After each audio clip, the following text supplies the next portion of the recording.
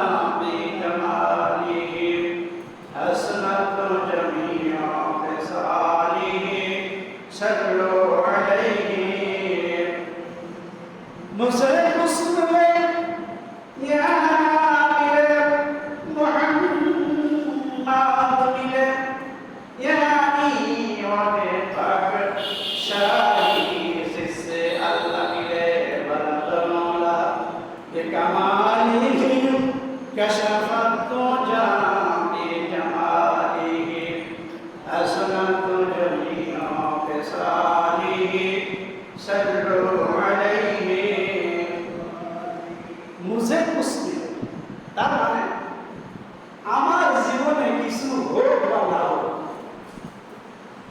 আমার জীবনে কিছু পাইলাম কি পাইলাম না এটা দেখার বিষয় না। মুহাম্মদ রাসূলুল্লাহ সাল্লাল্লাহু আলাইহি ওয়াসাল্লাম যদি আমি পেয়ে যাই তাহলে আমার জীবন ধন্য, কারণ যার সম্পর্ক আছে মহান আল্লাহর সাথে, বলে সুবহানাল্লাহ। তাহলে আমার জীবনে কিছু হোক বা না হোক, আমার জীবনের সাথে আর মুহাম্মদ রাসূলুল্লাহ সাল্লাল্লাহু আলাইহি ওয়াসাল্লামের জীবনের সাথে যদি সম্পর্ক হয়ে যায় তাহলে এটাই আমার জীবনের স্বভাব। কারণ যার সম্পর্ক আছে কার সাথে, বলেন আল্লাহ রাব্বুল আলামিনের সাথে। এই জন্য কবি বলছেন, মুঝে মুসলিম ইয়া নাবিয়া মুহাম্মদ মিলে ইয়ানি ওয়ানি পাক শাহি জিসে আল্লাহ মিলে। সুবহানাল্লাহ। উজাইবাড়ি কেন্দ্রীয় বাইতুল নূর জামে মসজিদের সম্মানিত সভাপতি, সম্মানিত সেক্রেটারি, ক্যাশিয়ার থেকে শুরু করে উপদেষ্টা মণ্ডলী সকলকে জানাই আন্তরিক সালাম। আসসালামু আলাইকুম ওয়া রাহমাতুল্লাহি ওয়া বারাকাতুহু। মহান আল্লাহ রাব্বুল আলামিনের দরবারে আমরা লাখ কোটি শুকরিয়া আদায় করি যে আল্লাহ রাব্বুল আলামিন পবিত্র জুমার দিনে জুমার নামাজ আদায় করার নিয়তে মসজিদে আসার তৌফিক ইনায়াত করেছেন। সেই মনিবের দরবারে, সেই শ্রেষ্ঠর দরবারে আমরা অবনত মস্তকে সকলেই বলি আলহামদুলিল্লাহ। আমরা বলি রব্বানা লাকাল হামদ হামদান কাসীরান তাইয়িবান মুবারাকান ফীহি। ইয়া রাব্বি লাকাল হামদ কামা ইয়ানবাগি লিজালালি ওয়া মুআযিমি সুলতানিক। লাখ কোটি দুরূদ সালাম প্রেরণ করে মানবতার মহান শিক্ষক আকা মাওলা নূরে মুজাসসাম নূরুন আলা নূর হযরতে আহমদ মুস্তাফা, হযরতে মুহাম্মদ মুস্তাফা, আমরা সকলেই বলি সাল্লাল্লাহু আলাইহি ওয়াসাল্লাম। সম্মানিত উপস্থিতি, পবিত্র শাওয়াল মাসের আজকের শেষ জুমা, পবিত্র জুমার দিন। তো আজকে আলোচনার শিরোনাম হলো, হেডলাইন হলো আল্লাহ, পিতামাতা ও বান্দার হক। আল্লাহ, পিতামাতা ও বান্দার হক, এই তিনটা বিষয় নিয়ে আজকে আলোচনা। আল্লাহ রাব্বুল আলামিন আমাদেরকে হেদায়েতের নিয়তে কথাগুলো শোনার তৌফিক দান করেন, আমরা বলি আমিন। তাহলে আল্লাহ তাআলার হক, পিতামাতার হক আর মানুষের হক, এই বিষয়গুলো আপনাদের খুব খেয়াল করতে হবে। আল্লাহর হক কি, পিতামাতার হক কি, আর মানুষের হক, কয়টা বিষয় নিয়ে আজকে আলোচনা হবে। তিনটা বিষয়।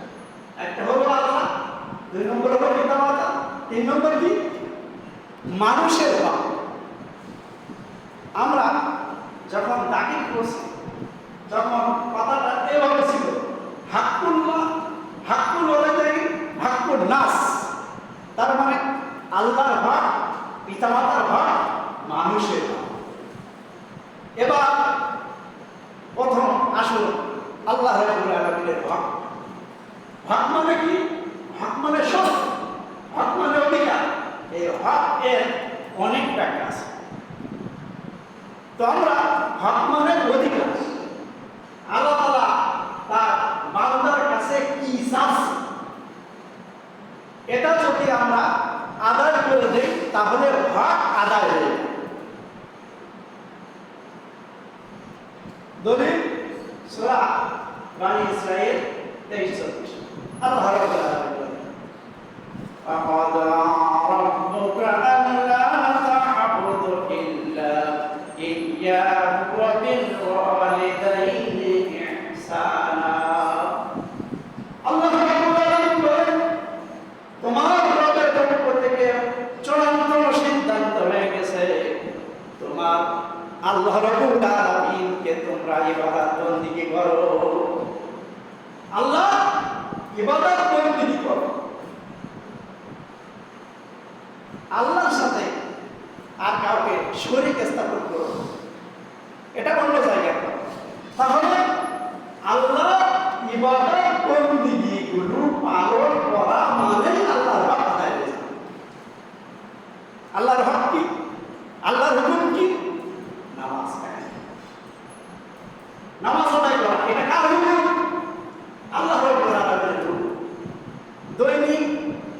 5 ওয়াক্ত নামাজ যদি আমরা আদায় করি তাহলে আল্লাহর হকটা কি হয়ে গেল?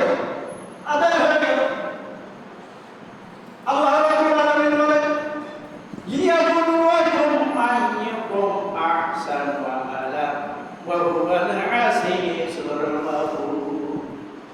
আল্লাহ রাব্বুল আলামিন বলেন আমি জীবন সৃষ্টি করেছি, মৃত্যু সৃষ্টি করেছি, আমলের দিক দিয়ে কে কত ভালো আমল করে আমার কাছে আসতে পারে এই বিষয়টার জন্য আমি আল্লাহ মানব সৃষ্টি করেছি।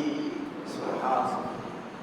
তাহলে আমলের দিক দিয়ে কে বেশি ভালো আমল করতে পারে এই বিষয়টা যাচাই বাছাই করার জন্য আল্লাহ আমি মানব সৃষ্টি করেছি। সুবহানাল্লাহ। পরবর্তীতে আল্লাহ বলেন মা খালাকুল জিন্না ওয়াল ইনসা ইল্লা লিয়াবুদুন। আল্লাহ রাব্বুল আলামিন বলেন আমি মানব এবং জিন জাতিকে আমার ইবাদত বندگی করার জন্য সৃষ্টি করেছি। বলেন সুবহানাল্লাহ। তাহলে আল্লাহ যে হুকুম আছে, আল্লাহ যে ওয়াদা আছে, এই ওয়াদার ফলো করলে তার হুকুম পালন করলে ওয়াদা কি হয়ে যাবে? আদায়। আর যদি আমরা আল্লাহর হক আদায় না করি তাহলে নাফরমান বান্দায় পরিণত হয়ে যাবে। এজন্য আমাদের আল্লাহর হুকুম পালন করতে হবে। আল্লাহ রাব্বুল আলামিন বলেন ওয়া আকিমুস সালাতা ওয়া আতুজ যাকাত ওয়া রাকউ মা'আর রাকিঈন। আল্লাহ রাব্বুল আলামিন বলেন নামাজ প্রতিষ্ঠা করো, যাকাত দাও, কারীদের সাথে রুকু করো। তাহলে নামাজ পড়া আল্লাহর হুকুম, যাকাত দেওয়া আল্লাহর হুকুম, আর রুকু কারীদের সাথে রুকু করাও আল্লাহর হুকুম। বলেন সুবহানাল্লাহ। আল্লাহর হক এই জিনিসটা আমাদেরকে বুঝতে হবে। আল্লাহ রাব্বুল আলামিন যে বিষয়টা নির্দেশ করেছেন ওইটা হলো আল্লাহর হক। আল্লাহ আমাদের সব কিছু দেখছেন, সব কিছু শুনছেন। এই আকীদা আমাদের মধ্যে আমাদের পরিকারের ভিতরে আনতে হবে। আল্লাহ রাব্বুল আলামিন বলেন ইয়া'লামু খাইনাতাল আ'য়ুনি ওয়া মা তুখফিস সুদূর। বান্দারে তোর অন্তরের ভিতরে কি লুকোচুরি খেলে, কি গোপন বিষয়, কার কি ক্ষতি করবে, কার কি উপকার করবে, বান্দারে তোর অন্তরের অবস্থা আল্লাহ রাব্বুল আলামিন জানি। সুবহানাল্লাহ। আমাদের অন্তরের খবর কে জানেন? বলে বান্দারে তুই যখন বিপদে পড়ে যাস আমি আল্লাহর ডাক, আমি আল্লাহ রাব্বুল আলামিন তোর ডাকে সাড়া দেব। বলেন সুবহানাল্লাহ। আল্লাহ রাব্বুল আলামিন বলেন উদউনি আস্তাজিব লাকুম। আমারে তোমরা ডাকো, আমি আল্লাহ রাব্বুল আলামিন তোমাদের ডাকে সাড়া দেব। সুবহানাল্লাহ। ডাকতে জানলে রাইনা কাঙ্গাল মাওলা পাকের দরবারে কেউ ফেলে না কালি হাতে। আল্লাহ পাকের দরবারে ডাকলে আল্লাহ কি করে? ডাকে।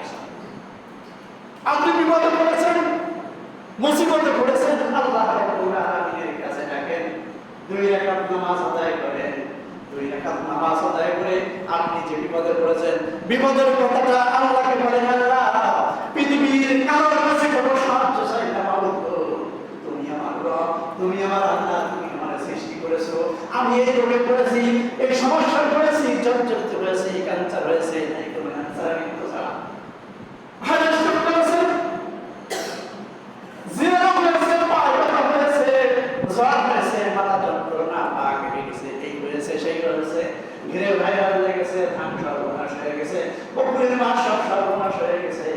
মসজিদে আসেন, 2 রাকাত নামাজ আদায় করেন, এর সাথে যদি আর 2 রাকাত দিতে পারেন তাহলে আল্লাহ আরো ভালো। যদি তাহিয়াতুল ওয়াজুদ নামাজ 2 রাকাত পড়তে পারেন, আর যদি 2 রাকাত সালাতুল হাজত নামাজ আদায় করতে পারেন, আল্লাহ রাব্বুল আলামিনের কাছে হাত বাড়াবেন। আল্লাহ ও আল্লাহ, আপনারা বলেন তো আল্লাহ এই নামটা কি? আল্লাহ আল্লাহ আমাদের বাড়ি থেকে কি নিশ্চিত করিস যে হুজুর যদি আল্লাহ বলতে পারে তাহলে তো গুনাহ হবে। এরকম কি বলিস না কেন? যদি বলে তাহলে গুনাহ করবেন না। আমরা সবাই বলি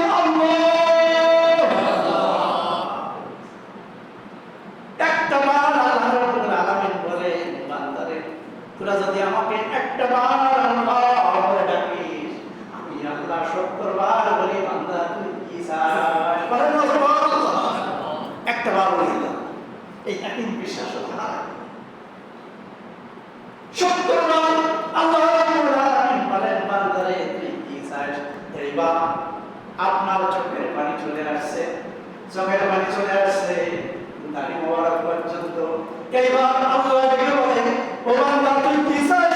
আপনি চোখের পানি ছেড়ে দিয়ে বলেন আল্লাহ আমি চাইতে পারি না, আমি চাইতে পারি না, হুজুরের মতো ভালো করতে পারি না, আমার চোখের পানির দিকে তুমি উঠে নাও, আমি কি চাচ্ছি বলেন না সুবহানাল্লাহ।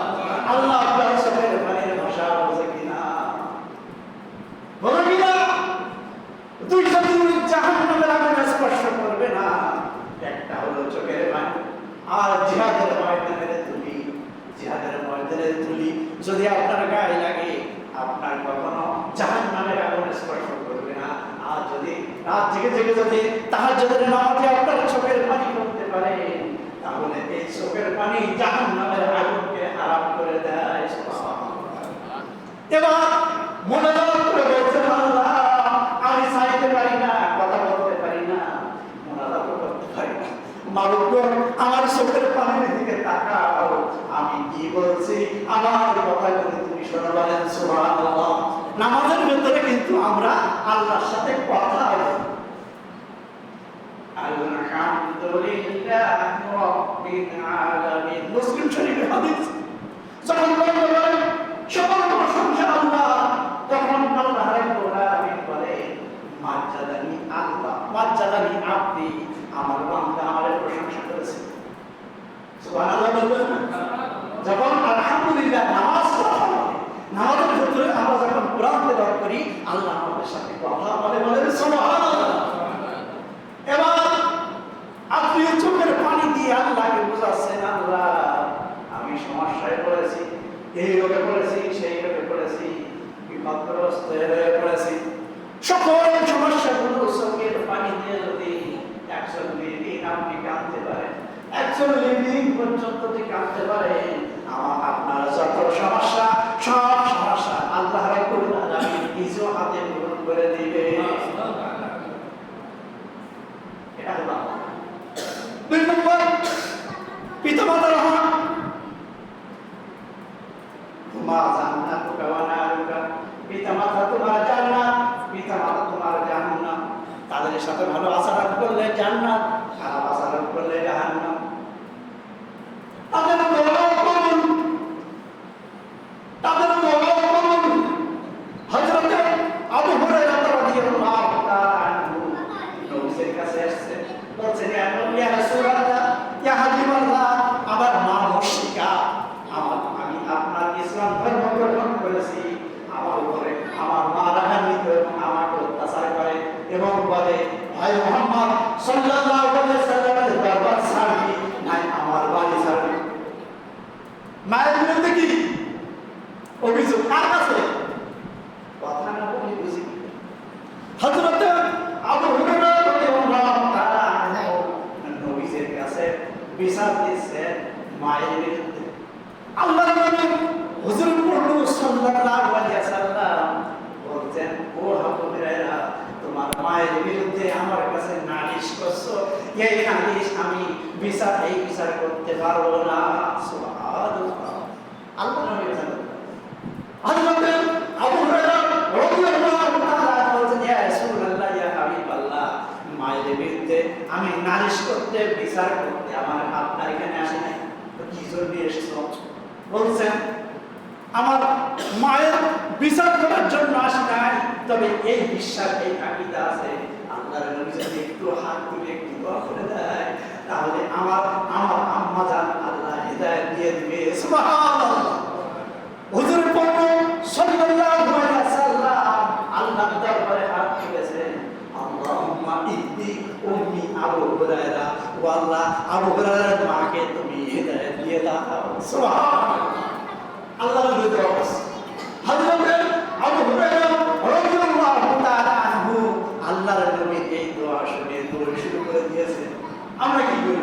হুজুরদের কাছে একটু দোয়া চাই, আমরাও হুজুর চাওয়াটা আমরা বলি আমি, কিন্তু না, হযরত আবু হুরায়রা রাদিয়াল্লাহু তাআলা আনহু এই কথা শুনে দিলে নবীজির দরবার থেকে পানি চলে যাচ্ছে, দৌড় মেরে চলে যাচ্ছে। সাধারণ মানুষ বলে হযরত আবু হুরায়রা একটা ভালো মানুষ, ভদ্র মানুষ, এরকম দৌড় করে মারে না। সাধারণ মানুষ আজকে দেখছি দৌড় মারছে, ঘটনাটা কি জামা টেনে ধরছে। ও আমাদের কোথায় যাও, বলে আমাকে ডিস্টার্ব করো না, আমাকে দৌড় মারতে দাও। কারণ নবীজি আমার জন্য দোয়া করছে, আমার মায়ের জন্য দোয়া করছে। আল্লাহর নবীর দোয়া আমার বাড়িতে আগে পৌঁছায় না, আমি আগে তো বাড়ি পৌঁছাইতে পারি বলেন সুবহানাল্লাহ। হযরত আবু হুরায়রা রাদিয়াল্লাহু তাআলা বাড়িতে গেলেন এবং মায়ের কণ্ঠে শুনলেন, বাবা আবু হুরায়রা তুই কি বাড়ি আসছি বলেন সুবহানাল্লাহ। হযরত আবু হুরায়রা বলেন, আমি বাড়িতে পৌঁছানোর আগে আল্লাহর নবীর দিন আমার বাড়িতে পৌঁছায় গেছে। সুবহানাল্লাহ। হযরত আবু হুরায়রা রাদিয়াল্লাহু তাআলা আনহুর মা বলছে, বাবারে আমি গোসল করে এসেছি, তাড়াতাড়ি চল রাসূল পাক সাল্লাল্লাহু আলাইহি ওয়াসাল্লামের দরবারে নিয়ে যা, আমি কালেমা পড়ে মুসলমান হব। সুবহানাল্লাহ। নবীজি তো মুস্তাজাবুদ দাওয়া, তিনজনের দল নবীজি বলেছেন, তিনজনের দল আল্লাহর দরবারে অবশ্যই কবুল হয়ে যাবে। একজন হলো মুসাফির অবস্থায় যদি আল্লাহ রাব্বুল আলামিনের কাছে দোয়া করে, আল্লাহ রাব্বুল আলামিন দোয়া কবুল করেন বলেন সুবহানাল্লাহ। দুই নম্বর হলো অত্যাচারিত মাজলুম ব্যক্তি, যার উপরে জুলুম করা হচ্ছে, বারবার জুলুম করা হচ্ছে, এই মাজলুম ব্যক্তি যদি আল্লাহ রাব্বুল আলামিনের কাছে ফরিয়াদ করে বলে, আল্লাহ অমুক ব্যক্তি আমারে জুলুম করছে, অমুক ব্যক্তি আমারে জুলুম করছে, অমুক ব্যক্তি আমারে জুলুম করছে, এইভাবে বলে যদি চোখের পানি ফেলায়, কয়েকদিন যদি যায়, আপনি কিন্তু আল্লাহর দরবারে অ্যাটাক হয়ে যাবে। মাজলুম তো আল্লাহর দরবারে করবে। তিন নম্বর, সন্তানের জন্য যদি পিতামাতা দোয়া করে, ওই দোয়া আল্লাহ রাব্বুল আলামিন কবুল করে নেয় বলেন সুবহানাল্লাহ। এই ঘটনা কে না জানে? হযরত বাইজিদ বুস্তামি রাহমাতুল্লাহ আলাইহি, বাচ্চা মানুষ, ছোট্ট মানুষ, গভীর রাতে মায়ের পানির পিপাসা লেগেছে, মা সন্তান কষ্ট করছে, বাইজিদের প্রচন্ড পানি পিপাসা লেগেছে, একটু পানি এনে দাও। হযরত বাইজিদ বুস্তামি রাহমাতুল্লাহ আলাইহি ঘরেতে যে দেখে কলসে কোনো পানি নাই। এই ঘটনা আমরা সবাই জানি না? এভাবে তারা হযরত বাইজিদ বুস্তামি রাহমাতুল্লাহ আলাইহি কলস নিয়ে গভীর রাতে বেরিয়ে গেল পানির সন্ধানে। পানি এনে দেখে মা ঘুমায় গেছে। শীতের রাত, প্রচন্ড শীতের রাত, হযরত আবু হুরায়রা পানির গিলাস নিয়ে থরথর করে কাঁপছে। ফজরের আযান হলো, মায়ের ঘুম ভেঙে গেল। ঘুম থেকে মুয়াজ্জিন যখন বলল আসসালাতু খায়রুম মিনান নাওম, হযরত বাইজিদ বুস্তামির আম্মা ঘুম ভেঙে গেল। ঘুম থেকে চোখ মেলায় দেখে আমার কচি বাইজিদ বুস্তামি হাতে পানি এবং শীতে প্রচন্ড শীতে কাঁপাকাঁপি করছে। হযরত বাইজিদ বুস্তামির মা বলছে, বাবা রে তুমি কেন এই প্রচন্ড শীতে কাঁপাকাঁপি করছো, তোমার হাতে কেন গ্যাস? বলছে, মা তুমি কি জানো না, গভীর রাতে তুমি পানি চেয়েছিলে, বাড়িতে কোনো পানি নাই, ওই আনতে যাই এসে দেখি তুমি ঘুমান্ত, এই জন্য তোমার ঘুমের ডিস্টার্ব হবে, এই জন্য ঘুম থেকে ও জাগাই না। হযরত বাইজিদ বুস্তামির মা হযরত বাইজিদ বুস্তামির কাছ থেকে পানির গিলাসটা নিলেন এবং পান করলেন, পানি পান করলেন এবং ওযু করে নামাজ আদায় করে সে তাই গিয়ে বলেন, ও আমার আল্লাহ, ও আমার আল্লাহ, আমি বাইজিদ বুস্তামির মা, আজকে রাতে আমার কলিজার টুকরা আমার সাথে যে ব্যবহারটা করলো, আমার কলিজা ঠান্ডা হয়ে গেছে। আমি মা হয়ে আমার সন্তানের জন্য দোয়া করি, আল্লাহ আমার বাইজিদকে সুলতানুল আরিফিন বানায়া দিও। সুবহানাল্লাহ। এখন একজন জগৎ বিখ্যাত আল্লাহ ওলি বানায়া দিও। দোয়া কবুল হয়েছে কি হয়নি বলেন? এই জন্য পিতা মাতার দোয়া সন্তানের জন্য, সন্তানের দোয়া পিতা মাতার জন্য আল্লাহ কবুল করে থাকে। এই জন্য আপনাদের সন্তানদের জন্য আপনারা দোয়া করবেন। সন্তান দোয়া করবে পিতা মাতার জন্য, পিতা মাতা দোয়া করবে সন্তানের জন্য, একে অপরের জন্য দোয়া করবে। দোয়া করলে আল্লাহ রাব্বুল আলামিন সে দোয়া ফিরিয়ে দেন। বলেন সুবহানাল্লাহ। সম্মানিত উপস্থিতি, এই জন্য দোয়া হলো ইবাদত।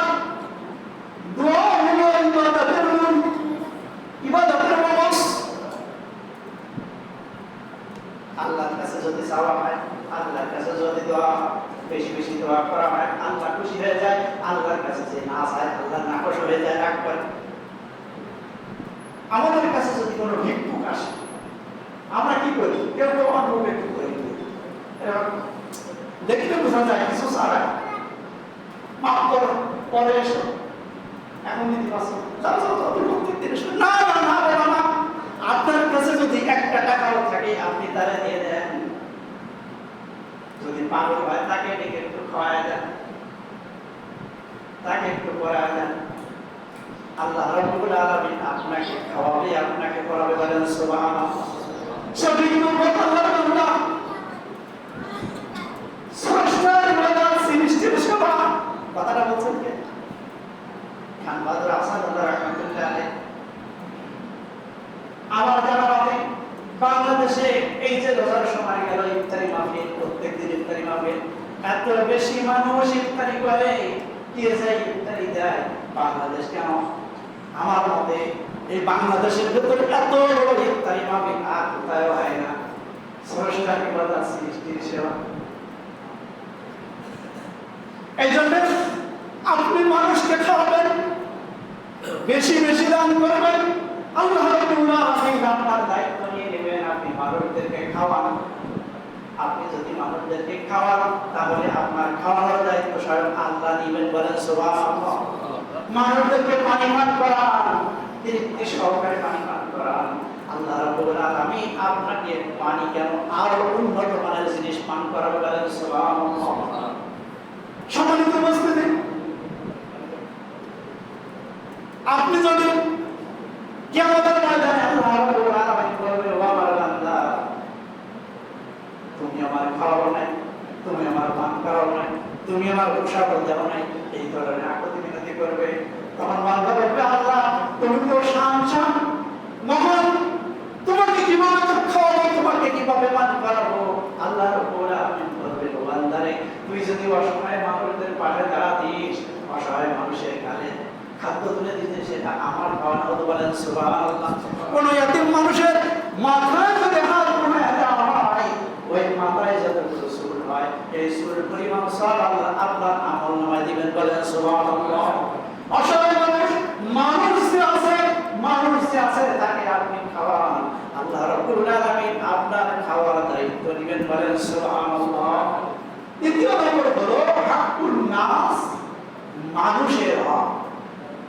আল্লাহর হক, পিতামাতার হক, এইবার কি মানুষের হক। এটা তো মারাত্মক বিষয়।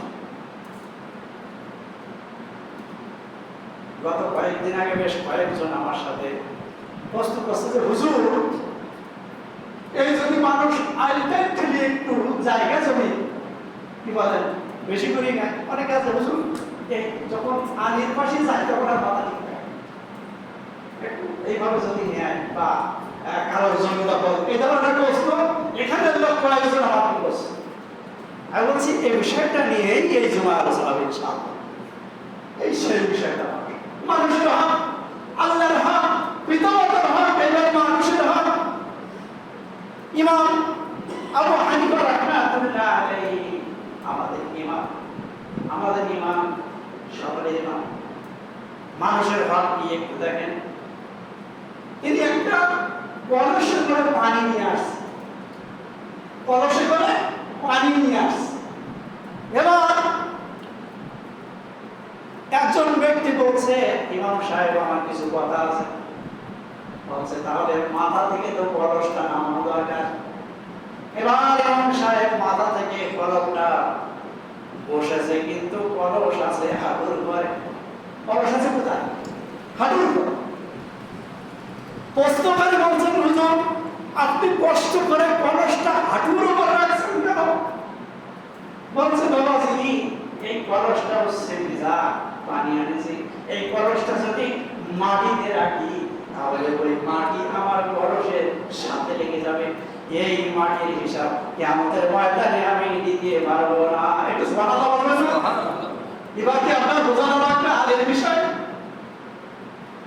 আমাদের এবার কি বলছে যে সামান্য যদি একটু মাটিও আমার কলসের সাথে যায় তাহলে আমি কিয়ামতের ময়দানে আল্লাহর দরবারে কি হিসাব দেব? আপনি একটু দাঁত খুঁজবেন, দাঁতের ভেতরে কিছু ঢুকেছে, দাঁতের ভিতরে কিছু ঢুকেছে, এটা কিন্তু খুব জ্বালাতন। এখন কি লাগবে? একটু খিলাল লাগবে না, কাজ লাগবে। কারো বিরাট থেকে যদি আপনি একটু কাজি নিয়ে আপনি দাঁত খেলান করে ফেলেন বা সাই করেন, এটাকে বলি নিয়েছেন নাকি? না বলি নেওয়ার নাম কি? না বলি নেওয়ার নাম হলো চুরি। একটা আম পড়েছেন, বাস্তব মানুষ গতকাল আমার কাছে তার আগের দিন একজন এসে বলছে, আরে আম হুজুর আম কোথা থেকে নিয়েছে? বলে বাড়ি নিয়ে আসছি। বলে মালিক দেখছে তা না। এটা কি বলেন? কারো কাছ থেকে গাছের তলায় আম পড়েছে, আমের মৌসুম, আমরা সেই ঘটনা জানি না। কোন ঘটনা? ওই যে ফল খাইছিল কে? কথা না বলে বুঝি বড় পীর সাহেব আব্দুল কাদের রাহমাতুল্লাহ আলাইহি। তার আবার নাম কি? কি আমার কিছু আব্দুল কাদের জিলানী রাহমাতুল্লাহ আলাইহি।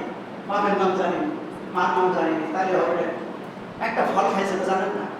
এখন আমাদের বাচ্চারা আম পড়েছে, অথবা বেড়ে নিয়েছে, বাড়িতে যখন নিয়ে আসে বাবা কোন জায়গাতে নিয়ে আসে টকটাল রান্না যাবে, সুযোগ পালি তুই আবার নিয়ে আসিস। বাহ,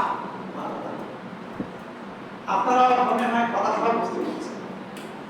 আপনি বাজারে গিয়েছেন, বাজারে যেয়ে মাংস আছে বা গোশত আছে, আপনি হাত দিয়ে দেখছেন আপনার গোশতটা তাজা নাকি হাত, এই হাতের ভেতরে যে একটু গোশতের রস ছিল ওইটা লেগে গেছে, এটার হিসাব আল্লাহ রাব্বুল আলামিনের দরবারে দেওয়া লাগবে।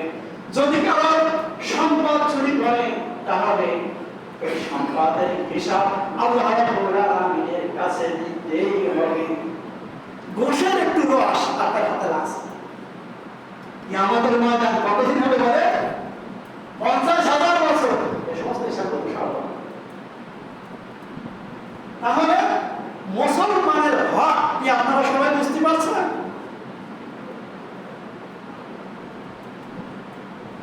আপনি একজনকে অপমান করলেন, গীবত করলেন, পরনিন্দা করলেন, আপনার আওয়াজ হয়ে যায়, চলে গেছে, বাস সব টাকা চলে গেছে।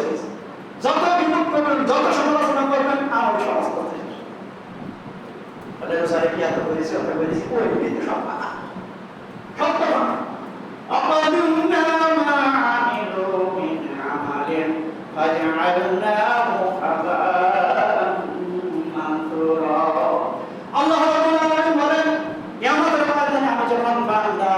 আমাদের দিকে মনোনিবেশ সর্ব আমল দেখবো, ওই আমলের ভিতরে যদি শিরক মিশ্রিত থাকে, কোন মানুষের বিপদ থাকে, কোন মানুষের হক অধিকার নষ্ট করেছে, এই ধরনের আমল থাকে,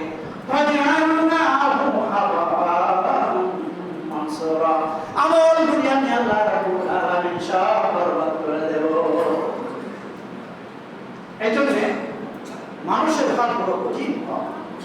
আপনি একটা মানুষের বিরুদ্ধে সমালোচনা করেছেন, মনে কষ্ট দিয়েছেন, এ যদি মাফ না করে আল্লাহ রাব্বুল আলামিন মাফ করতে পারবে না। আল্লাহ বলে আল্লাহ সব কিছু করতে পারে, আল্লাহ সব কিছু করতে পারে না। আপনি একজনের ফাঁকি দিয়েছেন, ঋণ করে মারা গেছেন, আইন ফেলেছেন, জমি করেছেন, আল্লাহ রাব্বুল আলামিন দিতে পারে না। কিয়ামতের ময়দানে আল্লাহ রাব্বুল আলামিন বলে, তুই যে ঋণ করেছিস টাকা দে, টাকা দে, তখন টাকা পাবে। এই জন্য মানুষের হক যতক্ষণ পর্যন্ত সে মাফ না করবে ততক্ষণ পর্যন্ত কেউ মাফ করতে পারবে না। আসসালামু আলাইকুম ওয়া রাহমাতুল্লাহি ওয়া বারাকাতুহু। এই বলে আমি আমার জুমার আলোচনা আজকে শেষ করলাম।